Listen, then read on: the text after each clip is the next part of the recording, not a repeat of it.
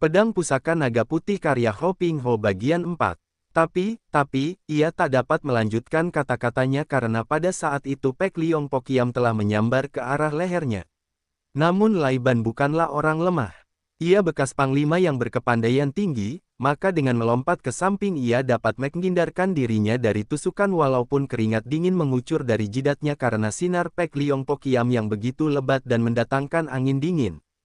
"Jangan banyak tingkah," berteriak Lai Kong lalu menyerang dengan toyanya dengan ilmu toyanya yang hebat sekali, yaitu Hok Hou Kun Hoat atau ilmu toya penakluk harimau.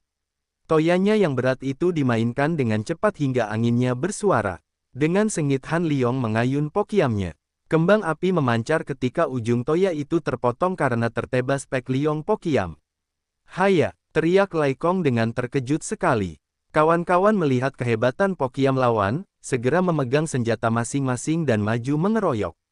Kedua saudara Beng dengan pedang di tangan memainkan ilmu Jipacu Siang Kiam Hoat atau ilmu pedang sepasang dua macan tutul yang bengis dan dulu dikagumi oleh Liok Ti Sin Mo Hong In.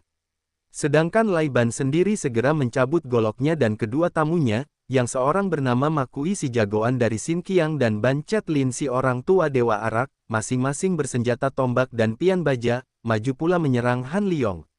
"Bagus!" teriak Han Liong dengan gagahnya, lalu Pek Liong Pokiam diputar begitu hebat sehingga tiba-tiba tubuhnya lenyap dari pandangan mata semua lawannya. Hanya cahaya pedang yang putih gemerlapan itu saja bergerak-gerak ke sana kemari, sinarnya jauh dan panjang sampai 7 kaki dan gerakan-gerakannya luar biasa sekali. Baru berjalan belasan jurus saja, Lai Kong yang hanya bersenjatakan toya buntung itu berteriak lalu roboh mandi darah. Ternyata pundaknya luka karena sabetan ujung Pokiam lawan. Permainan pedang dari sepasang macan tutul memang hebat, karena pedang mereka juga pedang mustika yang tak mudah terputus oleh Pek Liong Pokiam. Mereka memutar-mutar pedang dengan ilmu pedang pasangan hingga mereka merupakan hanya seorang yang memainkan 4 pedang. Gerakan mereka demikian teratur, hampir menyerupai gerakan kedua saudara sepasang Garuda Sungai Lien Ho yang dulu dikalahkan oleh Han Liong, tapi sepasang macan tutul ini ilmu pedangnya jauh lebih tinggi dari dua saudara Kong yang dulu itu. Sedangkan ilmu golok Lai Ban sendiri juga tak boleh dipandang ringan, apalagi ilmu tombak dari Makui dan pian baja dari Bun Chet Lin. Sungguh kali ini Han Liong menghadapi 5 orang lawan yang betul-betul berat dan tangguh. Namun, tak percuma Han Liong diasuh bertahun-tahun oleh 4 orang gurunya dan ditambah dengan pengetahuan yang luar biasa dari Kam Hong Xiansu. Gerakannya sangat lincah dan gesit berkat dari pimpinan si iblis daratan dan ilmu pedang yang ia mainkan tadi adalah ilmu pedang 4 bintang. Tiba-tiba dari bawah tampak 2 bayangan melompat naik. Mata Han Liong yang tajam segera dapat mengenali bahwa yang naik itu adalah Lai Hong Ying dan ibunya sendiri. Hong Ying kini bersenjatakan sepasang pedang baru dan ibunya sendiri pun membawa-bawa pedang. Perih sekali rasa hati Han Liong melihat ibunya membawa pedang itu. Apakah ibunya sendiri, ibu kandung yang dirindukan bertahun-tahun itu kini hendak ikut mengeroyok dan membunuhnya? Hatinya sakit sekali dan perasaan ini membuat gerakan pedangnya agak lambat. Tentu saja hal ini dapat dilihat nyata oleh semua pengeroyoknya yang terdiri dari jagoan-jagoan cabang atas yang segera menyerang lebih hebat lagi. Han Liong melihat Hong Ying yang segera ikut menyerbu membuat ia sibuk menangkis. Kini ia dikeroyok oleh 6 orang dari segala jurusan. Tapi ibunya hanya berdiri memegang pedang sambil tangannya bergerak-gerak seakan-akan berbicara dan memberi isyarat supaya ia pergi. Hatinya menjadi sangat kecewa dan gerakannya tak keruan. Pada suatu saat ujung pian baja dari Bun Chet Lin si Dewa Arak, tepat mengenai pundak kiri Han Liong. Ia terhuyung-huyung ke belakang, tapi baiknya ilmu dalam dan tenaga tubuhnya sudah demikian kuat hingga pian itu yang bagi orang lain dapat memecah daging, meremukkan tulang, terhadapnya hanya mengakibatkan lecet saja. Namun darahnya keluar juga membuat bajunya yang putih menjadi merah mengerikan. Han Liong mendengar ibunya mengeluarkan seruan tertahan. Ia menenangkan hatinya dan dengan memusatkan pikirannya, ia berkomat-kamit membaca doa kepada suhunya Kam Hong Xiansu, minta izin untuk menggunakan ilmu pedang Pek Liong Kiam Hoat. Tiba-tiba saja 6 orang pengeroyoknya itu hampir semua berseru kaget, karena tiba-tiba saja Pek Liong Pokiam mengeluarkan suara bercuitan dan gerakan-gerakannya begitu hebat sehingga dalam beberapa kali serangan saja 4 pedang dari sepasang macan tutul terpelanting ke udara, masing-masing terlepas dari pegangan kedua saudara Beng itu. Terpelantingnya pedang diikuti teriakan kedua orang itu yang roboh mandi darah, masing-masing tangan kirinya putus. Han Liong, tahan, nak. Tiba-tiba terdengar jerit Yolu Hua dengan sedih. Nyonya itu dengan nekat masuk ke lapangan pertempuran itu. Han Liong menahan pedangnya sambil memandang tajam. Ibu mau apa? Tanyanya ketus. Sudahilah pertumpahan darah ini, Liong. Tidak, ibu. Sebelum aku membunuh orang Silai yang menjadi pembunuh ayahku ini, aku tidak mau berhenti. Biar aku mati di sini, tidak mengapa. Katanya gagah. Sementara itu Lai Honging berdiri bingung keheran-heranan ketika mendengar pemuda itu menyebut ibunya sendiri ibu, belum pernah ibunya menceritakan bahwa ibunya mempunyai seorang anak lain. Han Liong, dengarlah, Lai Ban tidak salah, akulah yang berdosa. Dan kalau ada sebutan membalas sakit hati, maka sebenarnya aku sendirilah yang mempunyai kewajiban itu, bukan kau. Tiba-tiba saja nyonya itu menggerakkan pedangnya secepat kilat. Karena ia juga serang ahli silat yang tidak lemah dan Lai Ban ketika itu sedang berdiri bingung, maka serangan tiba-tiba ini sama sekali tidak disangkanya dan tahu tabu pedang istrinya sendiri sudah bersarang dalam dadanya. Ayah! Hong Ying berteriak ngeri dan menubruk ayahnya. Pada saat itu Yolu Hua berseru, ampuni aku, suamiku. Dan tiba-tiba pedangnya sendiri menancap ke dadanya dan ia pun roboh mandi darah di samping suaminya. Ibu! Han Liong berteriak keras dan pilu lalu menubruk ibunya. Ma Kui dan Bun Chatlin yang hanya menjadi tamu dan sebenarnya tidak ada sangkut paut dengan urusan itu, hanya berdiri saling pandang. Mereka adalah orang-orang ternama, dan baru saja mereka telah menyaksikan sendiri kehebatan kepandaian silat Han Liong yang ternyata dan jelas sekali berkepandaian jauh lebih tinggi dari mereka, maka sebagai seorang panjang pikiran, mereka tidak melanjutkan ikut campur dalam hal ini, hanya menghela nafas dan menggeleng-geleng kepala. Hong Ying ketika mendengar teriakan Han Liong dan melihat ibunya rebah mandi darah dengan kepala di pangkuan pemuda itu, menjerit ngeri sambil menubruk ibunya. Mulutnya hanya dapat menangis dan berbisik sambil menyebut-nyebut dengan penuh kepiluan. Ayah, ibu, ayah, ibu. Tangsnya makin sedih dan akhirnya ia pun jatuh pingsan. Kedua orang tua Sima dan Bun segera menolong gadis itu, dan segera Ma Kui memijit pundak gadis itu, dan dalam beberapa detik saja ia siuman kembali dan menangis terseduh-seduh. Yolu Hua membuka matanya dan tersenyum ketika melihat Han Liong memangku kepalanya. Han Liong, alangkah rinduku padamu, nak, sudah besar dan gagah, seperti ayahmu. Lalu matanya mengerling ke arah Hong Ying yang menangis sambil memegang tangannya. Hong Ying, kasihan kau, nak, kau terbawa-bawa, menanggung derita karena dosa ibu. Liong, kau keliru nak, tidak ada yang bersalah dalam hal ini, hanya akulah yang berdosa, tetapi aku terpaksa, Liong. Lai Ban benar membunuh ayahmu, tapi, ingat, hal itu terjadi dalam perang, sampai di sini napasnya sangat memburu, maka Han Liong segera mengambil sebuah pil obat pemberian gurunya, Pao Kim Kong. Ia memasukkan pil itu ke dalam mulut ibunya, yang segera ditelan oleh ibunya yang maklum akan maksud anaknya. Setelah menelan pil penahan sakit itu Yolu Hua tampak lebih tenang. Ia melanjutkan kata-katanya lagi dengan lebih nyata. Pembunuhan dalam perang bukan pembunuhan biasa lagi namanya, Liong. Salahnya ialah bahwa ia mengambil aku sebagai istri, tapi ini juga karena ia sungguh-sungguh cinta padaku, Liong. Dan aku terpaksa menjalani karena untuk menjaga kau, Liong. Ayahmu serang patriot sejati dan orang baik, Lai Ban hanya bersalah karena ia cinta padaku, dan aku seorang wanita yang berdosa, Liong. Ampuni ibumu, nak. Han Liong tak dapat menahan keharuan hatinya. Ia memeluk ibunya. Ibu, bertahun-tahun anakmu ini merindukan pangkuanmu.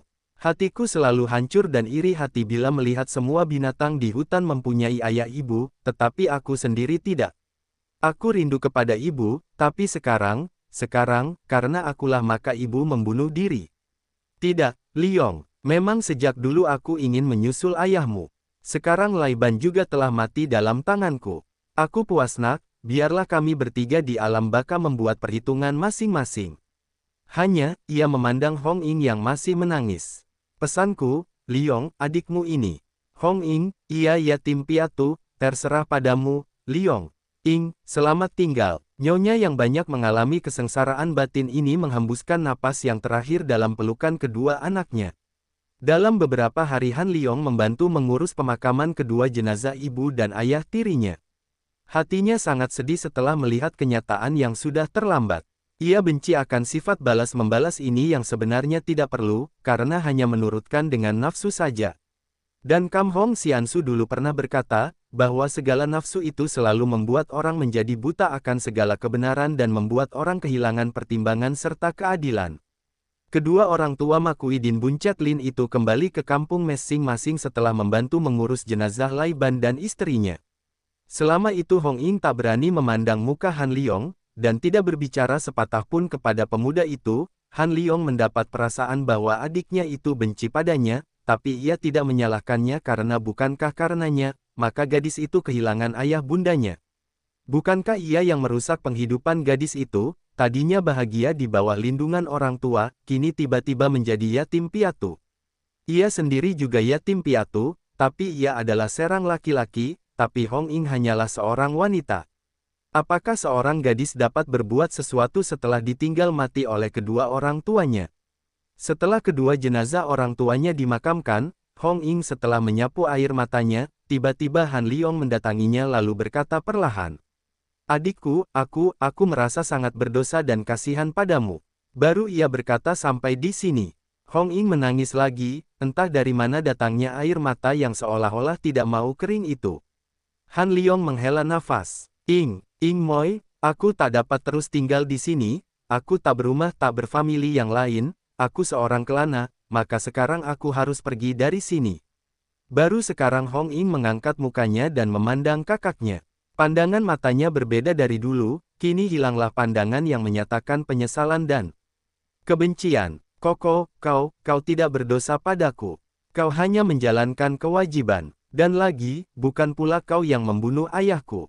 Kalau kau yang membunuh mereka, pasti aku akan benci padamu dan akan mengadu jiwa dengan kau. Tapi, kau kini adalah kakakku, keluarga satu-satunya di dunia ini, kembali Hong Ying terisak-isak. Kemudian ia bertanya kembali, kau, hendak pergi kemana, Koko? Kemana saja kakiku membawaku, adikku? Hong Ying mengangkat muka memandangnya dari balik air mata. Kalau kau pergi, habis aku bagaimana, Koko? Pertanyaan yang diucapkan seperti seorang anak kecil yang tak berdaya ini menusuk perasaan Han Liong. Ia memandang Hong Ying dengan terharu dan dari kedua matanya perlahan-lahan bertitik dua butir air mata. Kedua-duanya merasa betapa mereka hanya hidup berdua, kakak beradik, yatim piatu. Koko, Moi Moi, dan keduanya saling menubruk dan saling berpelukan seperti lakunya dua anak kecil saja sambil mengalirkan air mata. Setelah agak reda perasaan mereka, Han Liong berkata, sudahlah, Dik, tak perlu kita bersedih terus-menerus, tiada gunanya. Kau jangan khawatir, pesan ibu masih berkumandang di telingaku. Kalau kau tidak keberatan, marilah ikut aku, adikku. Mari kita merantau berkelana, kita nikmati dunia yang lebar ini bersama-sama. Adiknya bernapas lega. Sekali lagi Hong Ying mendekap dan memeluk kakaknya dan berkata, Koko, tapi karena kau seorang wanita, baiknya kau berpakaian laki-laki dan menyamar sebagai laki-laki saja, Moi Moi, agar tidak mendatangkan prasangka orang. Timbul kegembiraan hati Hong Ying. Pantaskah aku menjadi laki-laki? Wajahnya agak berseri sehingga mau tidak mau Han Liong tersenyum. Kau akan menjadi seorang pemuda cakap sekali, katanya. Lebih cakap dari kau berpakaian wanita. Tentu saja, lihat saja nanti. Dan mereka berdua tersenyum gembira seolah-olah tidak terjadi peristiwa sedih atas diri mereka. Setelah beres semua harta yang akan ditinggalkan dalam pengawasan Lai Kong, yang kini sudah agak mulai sembuh dari lukanya atas rawatan Han Liong dan seorang tabib yang diundang, maka Han Liong dan Hong Ying mulai berkemas. Tidak lupa mereka memberitahukan kepada kedua saudara Beng yang juga sedang dalam rawatan karena luka di tangan mereka di rumah itu. Han Liong minta maaf yang diterima dengan hati terbuka oleh kedua macan tutul itu. Kedua saudara Beng ini pun mendapat bagian harta yang diberikan oleh Hong Ying sebagai pembalas budi. Kemudian Hong Ying menyamar sebagai seorang kongcu, menurut anjuran dan nasihat Han Liong. Mereka berkemas sambil bersendau gurau, kemudian dengan menggunakan 2 ekor kuda yang dibeli Hong Ying dengan harga mahal, dan berbekalkan pakaian serta uang dalam bungkusan, kedua kakak beradik ini berangkat dan memulai pengembaraan mereka untuk mendapatkan pengalaman-pengalaman baru. Pada masa itu keadaan di Tingkok sungguh buruk sekali. Kaisar yang bertahta dan para menterinya yang memegang tampuk kerajaan ternyata lalim dan hanya ingat kepentingan serta kemewahan diri sendiri saja. Kalau sebatang pohon sakit, maka cabang-cabang dan rantingnya juga tidak sehat dan daun-daunnya juga pada mati, demikian kata pepatah kuno. Pepatah ini menjadi sindiran, bahwa kalau rajanya lalim dan pembesar tinggi berlaku curang dan korup, maka pembesar kecil pun juga tidak jujur dan rakyat kecil pun tentu hidup tertekan dan menderita sengsara. Di kota-kota siapa berpangkat dapat hidup senang karena dengan mengandalkan hartanya dapat menyogok para pembesar itu dan hidup aman. Sebaliknya rakyat kecil yang miskin dan tidak mampu menggunakan uang untuk menyuap pembesar, hanya dapat menghela napas saja melihat ketidakadilan yang ditekankan kepada mereka. Pajak diadakan semaunya dan undang-undang negeri seakan-akan dibuat sendiri oleh tiap pembesar setempat yang berwenang. Lebih-lebih di kampung dan desa, keadaannya lebih buruk lagi. Orang-orang kaya dan tuan-tuan tanah merupakan lintah-lintah darat yang sangat berpengaruh. Mereka ini dapat berbuat sesuka hatinya terhadap petani miskin. Mau menjadikan anak gadis orang untuk istri muda, tinggal rampas saja. Mau memfitnah orang kecil, tinggal berkejap mata saja kepada pembesar yang berkuasa di situ. Bahkan orang-orang kaya itu hampir semua mempunyai barisan penjaga atau tukang pukul sendiri, mempunyai peraturan-peraturan sendiri untuk melindungi tanah mereka. Pendeknya, bagi telinga seorang yang berjiwa patriot, ia tentu memperhatikan jerit tangis dan keluh kesah dari rakyat yang memuncak tinggi, tapi mereka atau orang-orang yang berjiwa patriot itu tak berdaya sama sekali, karena penindasan dan hukum rimba itu yang berantai, dari pembesar terkecil terus sampai ke menteri bahkan sampai ke kaisar sendiri. Siapa berani menentang pembesar kecil maka ia akan berhadapan dengan pembesar tinggi dan pasti akan menemui kehancuran. Karenanya, jerit tangis rakyat pada waktu itu seakan-akan keluh kesah seorang kehausan di tengah padang pasir, tiada yang mendengar, tiada yang peduli. Karena itu, banyak rakyat kecil yang karena menderita menjadi putus asa, sering mengeluh dan berkata, bahwa Tuhan pada waktu itu melupakan manusia ciptaannya yang tengah menderita kesengsaraan. Han Liong yang baru saja turun gunung, melihat keadaan itu Han Liong menjadi marah sekali. Di setiap tempat, bila menjumpai keadaan yang tidak adil, Han Liong pasti tidak tinggal diam berpeluk tangan. Hong Ying ternyata mewarisi sifat ibunya dan berjiwa patriot pula. Ia secara diam-diam sering menyesalkan perbuatan ayahnya yang telah menjual tenaga kepada pemerintah Cheng Tiao, satu pemerintahan yang bagi para pahlawan bangsa dianggap pemerintah yang menjajah. Sebaliknya ia memuji sekali ayah Han Liong dan ia iri hati kepada kakaknya itu. Maka, untuk membalas dan menebus dosa ayahnya, ia mencurahkan semua tenaganya untuk menolong rakyat yang tertindas oleh pembesar-pembesar penjilat pemerintah asing itu. Banyak sudah pembesar-pembesar yang mereka beri hajaran, bahkan ada beberapa pembesar yang mereka anggap terlampau jahat telah tewas dalam tangan mereka. Entah berapa banyak harta benda orang-orang hartawan mereka angkut dan bagi-bagikan kepada rakyat miskin. Baru saja beberapa bulan mereka berkelana, nama mereka menjadi harum dan terkenal sekali, bahkan orang-orang di kalangan Kang Ou menyebut mereka sebagai Tian Jiao Siang Hiap atau sepasang pendekar Garuda Angkasa. Julukan ini diberikan kepada mereka berdua karena gerakan mereka yang datang menolong tak tersangka-sangka. Dan mereka sangat gesit tak ubahnya seperti sepasang Garuda menyambar dari angkasa. Mereka disebut Siang Hiap karena dalam setiap operasi, mereka selalu berpasangan. Han Liong yang selalu berpakaian warna putih, disebut orang Pek I Hiap dan Hong Ying yang suka baju warna merah, disebut orang Ang I Hiap yang artinya bagi Han Liong si pendekar baju putih dan bagi Hong Ying si pendekar baju merah. Tiada seorang pun tahu bahwa Hong Ying adalah seorang wanita. Pernah Han Liong bertanya kepada adiknya tentang pelajaran silatnya dan siapa gurunya. Sebelum menjawab, Hong Ying terlebih dulu minta diceritakan riwayat pelajaran silat Han Liong kepadanya. Ia mengalah dan bercerita lebih dulu. Hong Ying mendengarnya dengan penuh minat dan minta supaya kakaknya itu berjanji akan mengajarnya untuk menambah ilmu silatnya yang sudah ada. Kemudian gadis itu minta diperlihatkan macamnya Pek Liong Pokiam yang dulu telah ia rasakan sendiri ketajamannya yang luar biasa itu. Setelah itu, barulah Hong Ying bercerita tentang dirinya sendiri. Ternyata Hong Ying mendapat latihan silat pertama-tama dari ayahnya sendiri, kemudian oleh ayahnya. Ia dikirim ke Bok Sintang untuk berguru kepada seorang Nikou atau pendeta wanita bernama Seng Bo Nikou yang sebenarnya bibi gura dari Laiban. Dari pendeta perempuan inilah Hong Ying menerima pelajaran silat yang tinggi sehingga kepandaiannya kini boleh dikatakan setingkat dengan ayahnya sendiri, atau boleh dikata lebih tinggi, terutama dalam permainan siang kiamnya yang luar biasa. Selama 5 tahun ia belajar silat dengan Niko itu. Demikianlah, kedua kakak beradik itu melanjutkan perjalanan dengan penuh kegembiraan. Hong Ying telah lupa sama sekali akan kesedihannya, dan Han Liong juga merasa bahagia. Sikap adiknya yang manja, nakal, suka menggoda, tapi penuh kejujuran dan keberanian itu membuat ia merasa senang sekali dan lama-kelamaan pertalian darah mereka makin erat dan saling kasih mengasihi. Hong Ying pada waktu itu telah berusia 16 tahun dan Han Liong 18. Pada satu hari Han Liong dan Hong Ying berkuda sepanjang jalan yang menuju ke kota Tonghai. Pagi-pagi keduanya berkuda memasuki hutan pohon liu yang menahan sinar matahari pagi sehingga sinar sang surya merupakan garis-garis kuning bersinar menyorot dari celah-celah daun pohon liu merupakan pemandangan yang indah sekali. Mereka menjalankan kuda berendeng dan sambil naik kuda yang berjalan perlahan-lahan, mereka menikmati hawa hutan yang sejuk itu, mereka bicara dengan riang gembira. "Koko, alangkah indahnya sinar matahari itu," kata Hong Ying sambil mendongak ke atas. Sungguh senang berada di luar, bebas lepas menyaingi burung-burung di udara. "Ah, inilah hidup dan bahagia.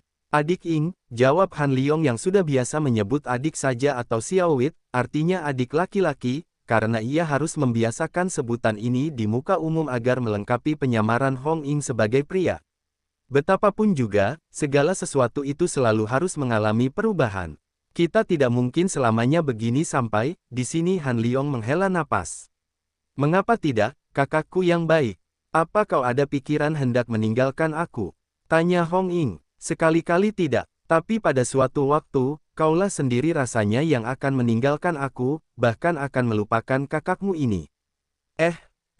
Tiada hujan tiada angin kau bicara tidak keruan juntrungannya, Koko. "Siapa mau tinggal meninggalkan? Aneh benar bicaramu pagi ini. Dan kau kelihatan sangat muram seperti anak kecil tidak kebagian kue. Sungguh tidak sesuai dengan indahnya cuaca. Mengapakah, Koko?" Han Liong memaksa tersenyum. "Ah, tidak apa-apa, adik Ying." Hong Ying tiba-tiba menahan kudanya dan tidak mau maju. Han Liong menoleh kepadanya dan berkata, "Ayo jalankan kudamu." Tapi Hong Ying diam saja bahkan menggeleng-gelengkan kepala dengan mulut cemberut. Ada apa, adik Ying? Katakan dulu kenapa kau bermuram durja, baru aku mau maju lagi," kata Hong Ying dengan manja. Han Liong tertawa dan memajukan kudanya menghampiri. "Jangan marah, adikku yang manis." Tapi Hong Ying masih saja menggeleng-gelengkan kepala dan pundaknya. "Ah, adik Ying, kalau kau sudah begini maka tidak pantas menjadi pemuda, lagakmu seperti seorang gadis benar-benar." Hong Ying mengangkat cambuk kudanya hendak memukul kakaknya yang segera melarikan kudanya dan lalu dikejar oleh Hong Ying. Mereka segera saling kejar berputar-putaran di bawah pohon-pohon liu.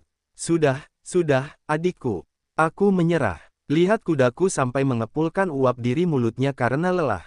Biar, kau jawab pertanyaanku atau kupukul dengan cambuk ini." Hong Ying mengancam. Tiba-tiba dari arah belakang terdengar bunyi kaki kuda berlari cepat. Dari sebuah tikungan tampak datang dua orang menunggang kuda yang dilarikan sangat kencang. Karena jalan itu kecil dan tidak cukup lebar untuk 3 atau 4 kuda jalan berendeng, maka dari jauh mereka sudah berteriak-teriak. "Minggir, minggir!" Han Liong segera meminggirkan kudanya di bawah pohon liu. Tapi Hong Ying yang beradat keras dan pula sedang kesal kepada kakaknya, membiarkan kedanya melintang jalan dan memaksa kedua penunggang kuda itu harus berhenti. Kedua penunggang kuda itu segera menahan kuda mereka dengan cepat, kalau tidak mereka pasti akan berlanggar dengan kuda Hong Ying. Ternyata kedua-duanya adalah perempuan-perempuan muda yang cantik dan di pinggang mereka tergantung pedang. Kurang ajar, apa maksudmu sengaja menghalang-halangi jalan kami?" Seorang dari mereka yang lebih muda memaki. Hong Ying membalas makian Ita dengan mata mendelik. "Tuan, harap beri jalan kepada kami, karena kami ada urusan penting dan tergesa-gesa," kata yang seorang lagi. Ini baru kata-kata sopan," jawab Hong Ying. "Dari manakah datangnya orang yang seakan-akan merasa diri menjadi raja dan menganggap jalan ini seperti jalannya sendiri?" Ia tujukan kata-katanya ini kepada gadis muda itu. "Apa kau kira semua orang takut akan gertakanmu? Sudah, jangan banyak cakap, awas jangan membuat aku menjadi hilang sabar. Gadis muda itu berkata pula dengan marah. Pendeknya, lekas kau minggir. Kalau aku tidak mau minggir, kau mau apa, Nona galak? Kata Hong Ying dengan aksinya yang menimbulkan kemarahan orang. Bangsat kecil tak tahu diri. Tahukan kamu bahwa kamu berhadapan dengan siapa? Kami Soatang Jili Hiap, dua pendekar wanita dari Soatang Enci, dan aku tidak biasa menerima penghinaan dari siapapun saja, mengerti? Teriak gadis yang muda itu marah. Encinya yang agaknya lebih sabar menarik lengan adiknya, tapi tak diperdulikan oleh adiknya. Hong Ying mengeluarkan suara sumbang. Siapa peduli apakah kalian pendekar-pendekar dari Soatang ataukah dari neraka? Aku tidak kenal nama itu. Mendengar ini, perempuan yang lebih tua merasa tak senang juga. Bukankah mereka berdua telah terkenal di kalangan Kang Ou?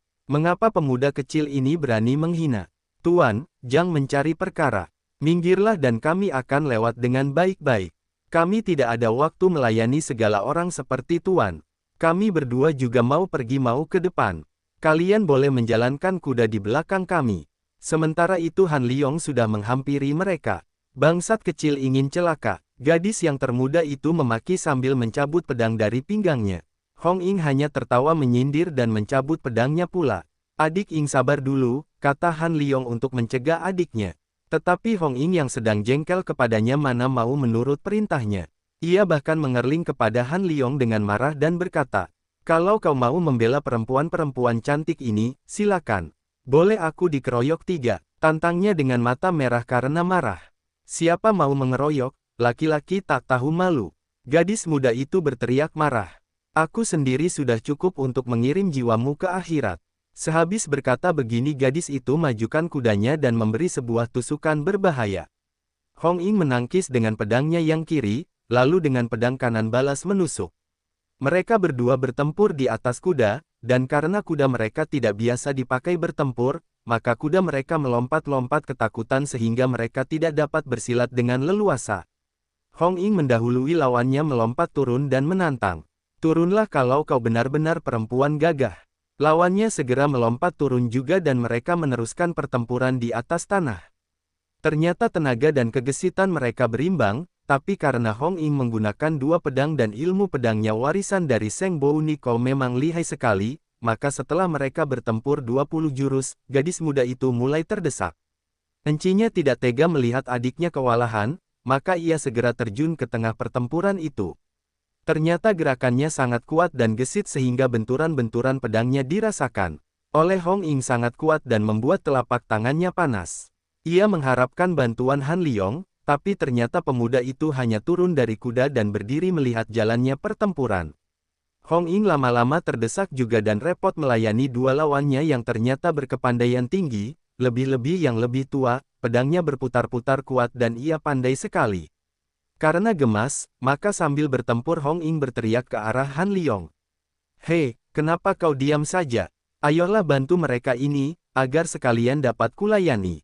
Han Liong tersenyum geli. Ia memang sengaja membiarkan adiknya agar ia merasa bahwa ada juga orang yang lebih pandai darinya, juga ia melihat bahwa biarpun terdesak, namun Siang Kiam Hoat dari adiknya itu cukup ulet untuk dikalahkan begitu saja dalam waktu pendek. Selain itu, ia sesungguhnya sangat tertarik oleh gerakan-gerakan kedua nona itu. Kini setelah mendengar teriakan Hong Ying, ia segera meloncat ke tengah-tengah pertempuran dan menggunakan kedua tangannya bergerak-gerak di antara sinar pedang, lalu secepat kilat menahan dua tangan yang memegang pedang dari kedua lawan itu. Kedua nona dari Soatang itu merasa tangan mereka tergetar dan alangkah terkejut mereka ketika diketahuinya pedang mereka telah pindah ke tangan pemuda itu di kanan-kiri. Han Liong memandang kedua nona itu dengan tajam dan bertanya dengan suara sungguh-sungguh. Adakah pertalian kalian dengan Lai Kiam si angin ribut? Gadis yang lebih muda itu menjawab sengit. Apa perlunya kau tanya-tanya tentang supek kami? Aha, kalau begitu kalian adalah murid Bo Kiam Eng si Garuda Putih. Bagus, kalau aku ceritakan kepadanya akan kelakuanmu hari ini, kalian pasti akan kena marah.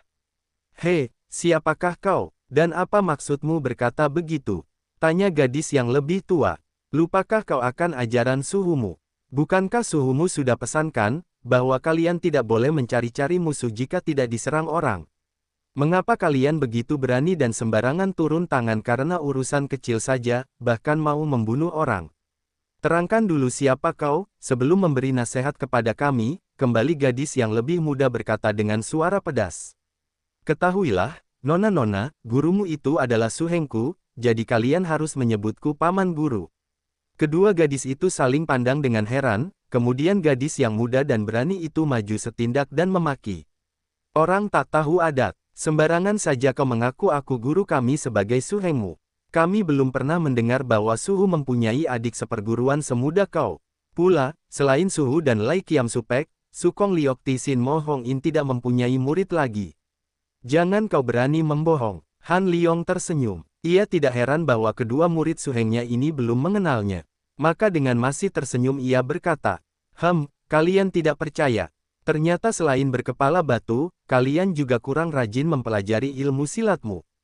Gerakanmu ketika menyerang dengan tipu Garuda menyambar dari pohon tadi kurang baik, seharusnya kau bertindak maju dengan berdiri di atas ujung kaki, karena bukankah gerakan itu mengutamakan keringanan tubuh dan kegesitan. Juga encimu tadi ketika menangkis dengan tipu angin barat meniup daun masih kurang sempurna, seharusnya kaki kiri ditekuk sedikit ke dalam agar mudah untuk diganti. Gerakan selanjutnya ialah tipu angin ribut mengamuk untuk membalas menyerang. Mendengar pemuda itu menerangkan semua tipu-tipu silat warisan mereka itu, kedua nona tadi agak heran.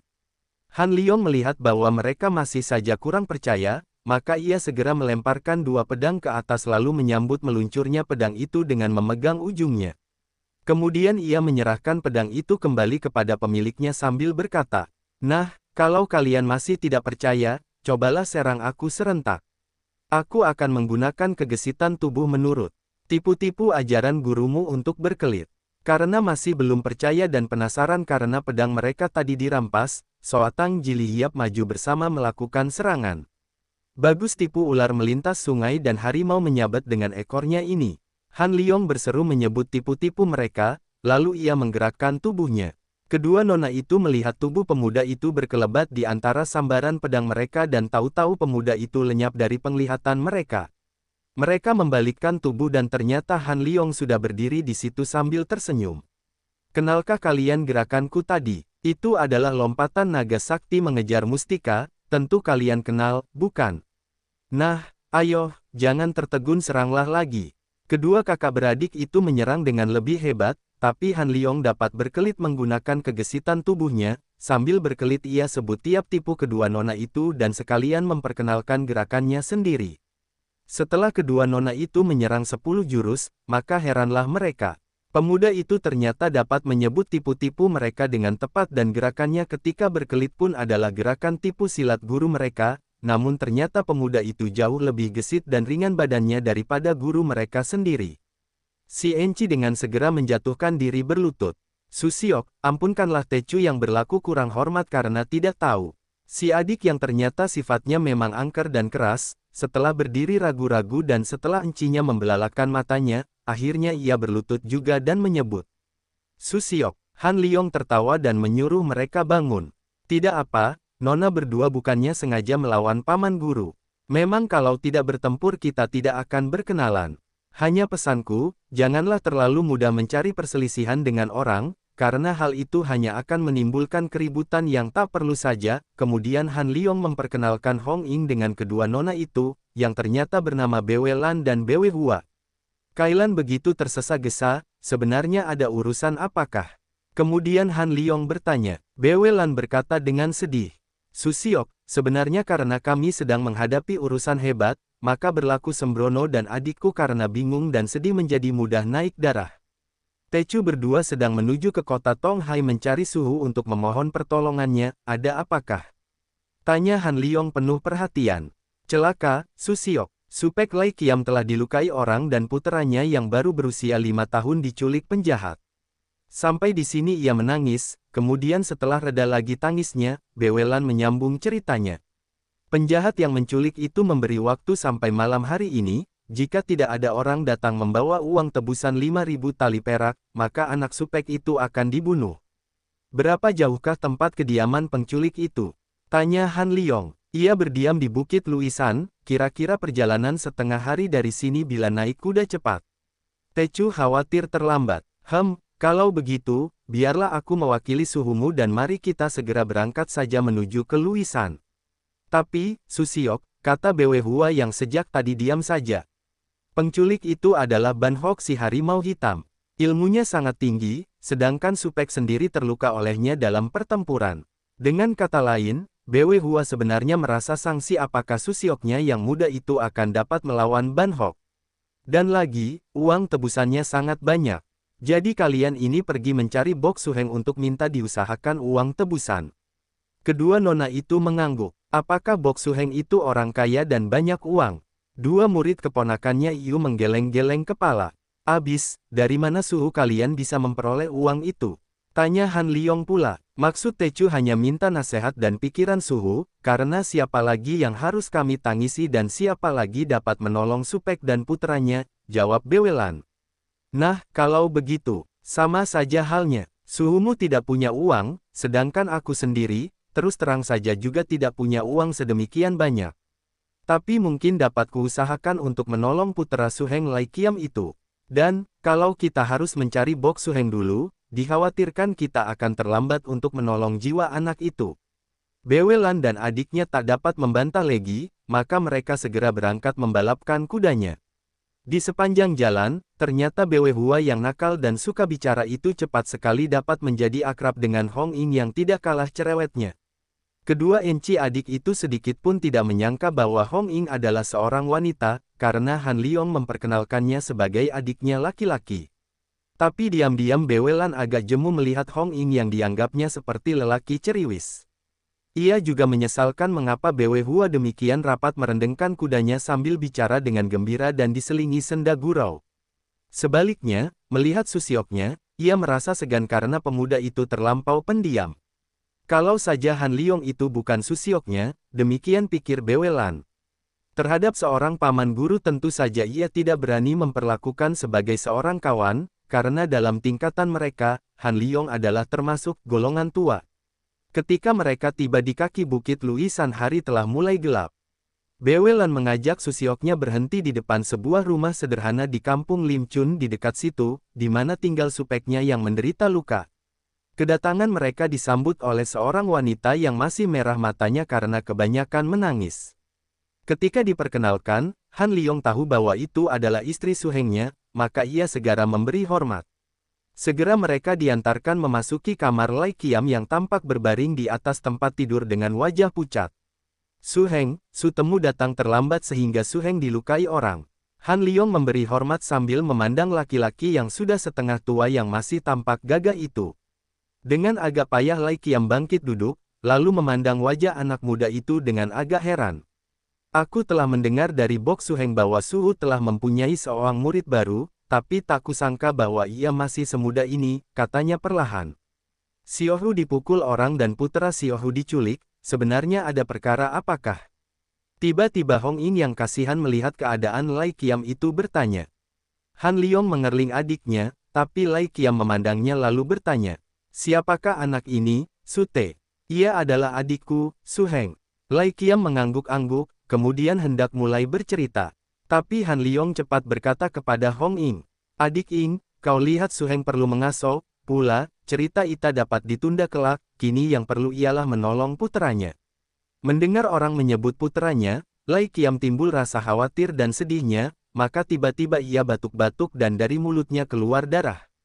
Han Liong segera menghampiri. Ah, Suheng, kau terluka di dalam, katanya, lalu tanpa minta permisi lagi, ia membuka baju Suhengnya dan memeriksa dadanya. Suheng, kau terpukul dan mendapat luka dalam yang berbahaya juga, selain itu jalan darah di bawah tulang iga kanan telah terotok. Maaf, Suheng, biarlah Sute mencoba memulihkan jalan darah itu. Ia segera menggunakan kedua jari tangan dan telunjuknya mengurut-urut dada di bawah iga lalu menepuk punggung Suhengnya. Lai Qiam yang terheran-heran kini merasa sakit di dadanya agak berkurang. Nah, ini 2 butir obat, harap Suheng makan 2 kali, malam ini dan besok pagi. Ia menyerahkan 2 butir pil pemberian suhunya yang paham akan ilmu obat-obatan, ialah Pau Kim Kong. Sute, dari mana kau peroleh kepandaian mengobati ini? Tanya Lai Qiam. Dari suhunya yang bernama Pau Kim Kong. Hong Ying menyahut. Lai Qiam terheran mendengar ini. Bukankah Sutenya itu murid suhunya sendiri? Tapi Han Liong segera berkata, biarlah besok saja kita bicara, Su Heng. Riwayat Sutemu ini panjang untuk diceritakan seketika juga. Yang perlu sekarang adalah urusan anakmu. Biarlah kedua nona BW ini mengantarkan Xiaowit merampasnya kembali dari tangan Ban Hok. Jangan, Sute, ia sangat berbahaya.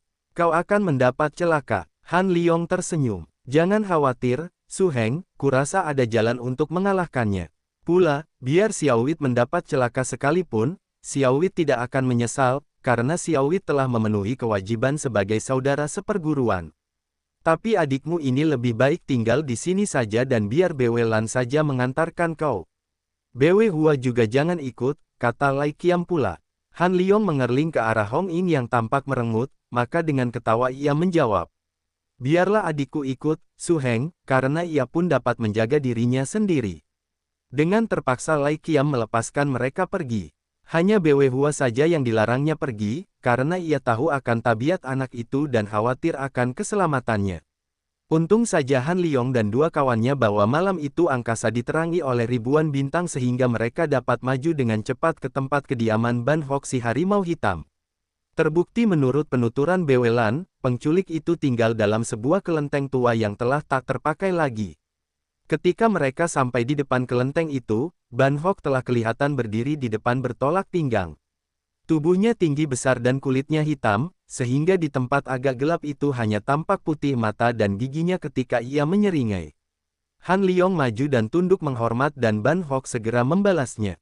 Apakah Xiaowit berhadapan dengan Ban Eng Hiong? Tanya Han Liong dengan sopan.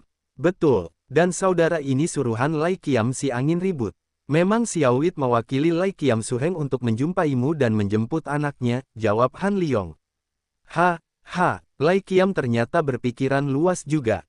Baik, kau boleh mengambil anak itu, ia sehat dan selamat, tapi lebih dulu serahkan uangnya padaku. Matanya berganti-ganti memandang tiga tamunya ingin tahu segera apakah mereka ini sudah membawa uang tebusan yang dimintanya. Perkara uang mudah, Ban Eng Hiong. Tapi cobalah kau sebutkan alasan-alasanmu menggunakan cara penculikan dan minta tebusan ini. Karena caramu ini sungguh membikin aku kecewa. Tak kusangka bahwa namamu yang besar itu tak sesuai dengan perbuatanmu. Maka kuduga pasti ada apa-apanya di belakang perbuatanmu ini. Kau masih muda tapi pandai bicara. Kau tadi bilang bahwa Lai Qiam itu Su Hengmu. Baik, dengarlah alasanku mengapa aku melakukan semua ini. 5 tahun yang lalu ketika aku mencegat seorang hartawan yang lewat di daerahku dan merampok uangnya sebanyak 10.000 tael perak, Lai Qiam telah turut campur dan membela hartawan itu. Kami bertempur dan Lai Qiam telah memukulku sehingga aku hampir mati. Nah, aku lalu belajar silat lagi dan sekarang aku menagih hutang.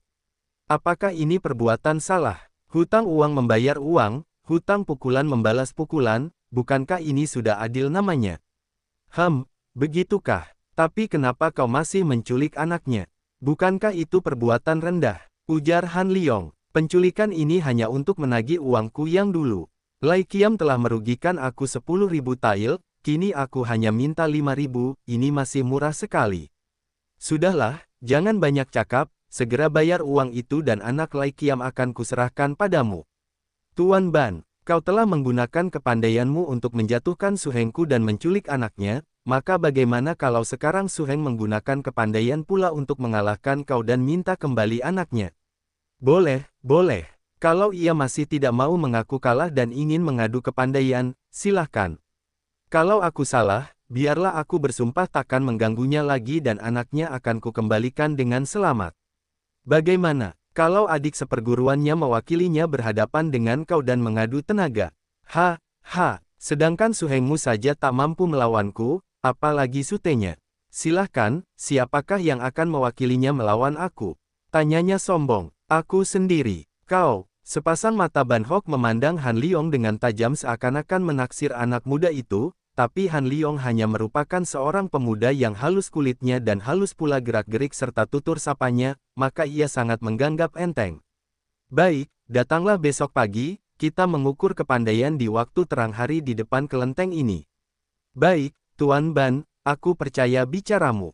Nah, Sampai besok. Walaupun Hong Ying dan Bewelan tidak setuju dengan perjanjian ini, namun Han Liong segera mengajak mereka pergi. Di tengah jalan Han Liong menerangkan kepada mereka bahwa sebagai seorang yang mengerti aturan, ia harus menerima permintaan Ban Hok untuk bertempur besok karena malam itu terlampau gelap untuk orang mengadu kepandaian secara jujur. Sesampainya di rumah Lai Qiam, ternyata Su Hengnya sedang tidur nyenyak. Setelah menelan sebutir pil, ia nampak agak lumayan dan dapat tidur enak, kata istrinya kepada Han Liong dengan pandangan berterima kasih. Maka Han Liong lalu beristirahat pula dalam sebuah kamar yang telah disediakan. Hong Ying pun pergi tidur dalam kamar lain. Ia mendapat kamar sendiri karena ia lebih dulu memajukan alasan bahwa ia tidak bisa tidur sekamar dengan lain orang, walaupun dengan kakaknya sendiri. Keesokan harinya, Han Liong mengajak Hong Ying berangkat. Kedua nona BW yang akan ikut, dilarang oleh Han Liong dengan alasan bahwa Ban Hok mungkin akan menganggap ia mengandalkan banyak orang untuk mengeroyok. Dengan cepat mereka tiba di kelenteng tua itu. Betul saja Ban Hok telah menanti kedatangan mereka. Kini mereka dapat melihat orang si Ban itu lebih nyata. Ternyata ia adalah seorang berusia kira-kira 40 tahun, berkulit hitam dengan sepasang mata tajam. Kedua lengan tangannya yang hitam itu berkilap seakan-akan digosok minyak. Diam-diam Han Liong terkejut karena ia dapat menduga bahwa harimau hitam itu tentu seorang ahli tangan pasir, ialah ahli silat yang melatih tangannya dengan pasir dan bubuk besi hingga kedua lengan itu menjadi sangat berbahaya dan kuat. Pula tindakan kakinya ketika ia maju melangkah membayangkan sebuah tenaga iwikang yang tinggi karena tindakan kakinya tetap dan berdirinya seakan-akan kedua kakinya berakar. Han Liong segera memberi hormat yang dibalas oleh Ban Hok. Sebaliknya harimau hitam ini diam-diam tidak berani memandang ringan kepada Han Liong ketika ia lihat betapa sepasang sinar mata pemuda itu menyambar-nyambar bagaikan sepasang mata seekor naga sakti. Anak muda, betulkah kau hendak mewakili Su Hengmu melawan aku? Tanyanya. Akan ku coba, jawab Han Liong. Dengan cara apa kau hendak melawanku? Tangan kosong atau bersenjata? Kaulah yang berhak memilih, Tuan Ban, karena kaulah tuan rumahnya. Aku sebagai tamu hanya menurut saja, kata Han Liong. Kau masih muda, tapi tahu aturan. Siapakah namamu dan apa gelarmu? Tanya Ban Hok. Aku yang bodoh sisi bernama Han Liong, orang-orang kampung menyebut aku dan adikku ini Tian Jiao Siang Hiap. Jadi adikmu ini juga ahli silat? Tanya Ban Hok dengan pandangan kagum. Kalau begitu, begini saja, anak muda. Jangan sampai kalangan Kang Ou menyebut aku sebagai orang tua hendak menghina yang muda. Karena Su Hengmen sendiri tak dapat melawan aku, maka keterlaluanlah kalau aku melawan kau yang menjadi sutenya. Baiknya kau majulah bersama-sama dengan adikmu ini, agar keadaan kita agak berimbang. Nah, marilah kita coba-coba, kepandaian kita, majulah kalian bersama-sama, kita bertempur dengan tangan kosong. Han Liong ragu-ragu, tapi Hong Ying yang merasa gemas melihat kesombongan orang yang memandang rendah mereka, berkata, Koko, biarlah aku maju dulu minta pengajaran dari Ban Lo Eng Hiong ini. Sebelum Han Liong sempat menjawabnya, Hong Ying sudah maju selangkah, memasang kuda-kuda dan berkata kepada Ban Hok. Nah, marilah aku yang muda minta pelajaran barang 5 jurus darimu, Lo Eng Hiong. Sikap yang lucu dan berani dari Hong Ying ini membuat Ban Hok tertawa lebar, kemudian melompat mendekati dan berkata, Baik, seranglah, anak muda. Hong Ying tanpa membuang tempo lagi, segera menggeser kakinya maju dan secepat kilat melayangkan kepalan kanannya memukul dada lawan dengan tipu dewa suguhkan arak. Ban Hok yang memandang rendah lawannya, melihat datangnya pukulan yang cepat ini segera miringkan tubuh dan menggunakan telapak tangan kiri untuk memukul lengan lawan. Tapi Hong Ying awas matanya dan cepat gerakannya. Sebelum tangannya terpukul ia robah gerakannya, menarik kembali kepalan tangan dan meloncat ke sebelah kanan musuh lalu melayangkan kepalan kiri dengan tipu burung kepinis mematuk buah. Gerakannya yang sebat dan cepat sekali ini tidak terduga sedikit juga oleh Ban Hok sehingga hanya dengan melompat jungkir balik ke belakang saja, ia dapat menyelamatkan diri dari pukulan. Ia mulai hati-hati dan tidak berani memandang ringan lawannya yang kecil dan muda itu. Hong Ying terus mendesak maju dengan mengeluarkan tipu-tipu yang istimewa dari cabang Xiao Lim. Dikeluarkannya tipu-tipu silat yang berbahaya dan sepasang kepalan tangannya yang kecil meninju tempat-tempat berbahaya dari lawan. Ban Hok tadinya hanya ingin mempermainkan lawannya saja, tapi melihat bahwa lawan kecil ini sedikit pun tak boleh dipandang ringan, maka ia merasa panas lalu mulai balas menyerang. Ternyata setelah bertempur lebih dari 15 jurus, pukulan-pukulan silat biasa saja tak dapat mendesak Hong Ying. Ban Hok merasa malu sekali, lalu mulai mengeluarkan kepandaiannya yang ditakuti lawan, yaitu pukulan-pukulan tangan pasir. Ketika ia gerakkan kedua lengannya, terdengar suara berderak-derak dan kulit lengan yang sudah hitam itu kini bertambah-tambah hitam bersemu merah. Pukulannya berat dan mendatangkan angin dingin. Hong Ying sangat terkejut ketika ia berbalik ke samping mengelak, ternyata angin pukulan lawannya itu menyambar dan merasa pundaknya tertimpa tenaga kuat. Ia berhati-hati dan tidak mau menangkis lengan lawannya, tapi karena desakan-desakan Ban Hok yang gerakannya juga gesit sekali. Hampir tiada ketika baginya untuk selalu mengelak saja. Han Liong melihat dengan khawatir. Ia maklum bahwa jika Hong Ying menggunakan lengan untuk menangkis, maka sekali saja lengannya beradu dengan lengan lawan, dapat dipastikan ia akan mendapat luka berat, kalau tidak, patah lengannya. Maka pada saat Ban Hok melayangkan pukulan mautnya segera ia gerakkan tubuhnya untuk menangkis dengan tangannya karena Hong Ying sudah terdesak betul-betul sehingga itulah jalan satu-satunya. Han Liong menyambar tangan Hong Ying dan merenggutkannya. Gadis itu merasakan tubuhnya melayang ke atas bagaikan tertiup angin puyuh, tapi ia dapat turun ke tanah dengan selamat. Hampir saja gadis itu menegur kakaknya dengan marah, tapi ia sempat melihat Han Liong berkedip padanya dan Ban Hok berdiri sambil tertawa. Bagus sekali gerakanmu. Angin puyuh menyambar pohon itu. Syukur adikmu tertolong oleh gerakanmu yang cepat dan tangkas. Ia memuji. Han Liong menjura. Adikku mengaku kalah, Lo Eng Hiong. Kini Xiaowit mohon pengajaranmu. Tapi sebelum kita bertanding ilmu silat, bagaimanakah perjanjian kita? Haruskah dijelaskan lagi? Kalau kau kalah, maka kau harus penuhi permintaanku yaitu sediakan uang 5.000 tael perak untuk menebus anak Lai Qiam. Sebaliknya kalau aku sampai kalah, kau boleh ambil kembali anak itu dan habis perkara. Terima kasih, Lo Eng Hiong. Nah, silahkan, kaulah yang menyerang dulu, anak muda. Han Liong segera menggunakan tangan kanannya menyerang dengan gerakan sembarangan saja, tapi hal ini tidak membuat Ban Hok berlaku kurang waspada, karena orang gagah ini maklum bahwa kalau adiknya saja sudah demikian pandai, kakaknya tentu lebih pandai lagi. Maka, tanpa pikir panjang lagi ia menggunakan ilmu tangan pasir untuk melayani Han Liong. Pemuda ini sengaja tidak menangkis atau balas menyerang, tapi pergunakan seluruh kegesitan tubuhnya, warisan dari Liok Ti Sin Mo Hong In, untuk berkelit ke sana kemari. Ban Hok diam-diam memuji ilmu meringankan tubuh anak muda itu yang bagaikan seekor burung kecil berkelebat ke sana kemari menghindarkan segala serangannya. 30 jurus telah lewat tanpa ia mampu menowel ujung baju pemuda itu, hingga ia merasa sangat kesal dan berteriak. Hei, jangan licik, tak beranikah kau menyambut tanganku? Maaf, sekarang akan kusambut. Bersiaplah, seru Han Liong dan ketika si harimau hitam kerahkan seluruh tenaga dalamnya di sepanjang lengan dan tangan kanannya sambil melayangkan pukulan ke arah dada Han Liong, anak muda itu mengerahkan seluruh kekuatannya dan gunakan tangan kiri dengan kepalan terbuka menumbuk kepalan lawan. Terdengar suara, buk, seakan-akan dua benda lunak tapi berat beradu. Han Liong yang sedang memasang kuda-kudanya merasa tergetar dan terpaksa menggerakkan kaki kirinya mundur setindak, tapi kesudahannya sungguh hebat di pihak Ban Hok. Ia terpental ke belakang seolah-olah terdorong oleh tenaga yang luar biasa besarnya sehingga terhuyung-huyung dan hampir saja jatuh terjengkang setelah mundur lebih dari 6 langkah. Baiknya Han Liong tidak hendak mencelakakannya dan hanya gunakan tenaga keras lawan keras untuk memunahkan tenaga lawan. Sesungguhnya dalam hal Elwi Kang, anak muda itu jauh lebih tinggi tingkatnya daripada Ban Hok.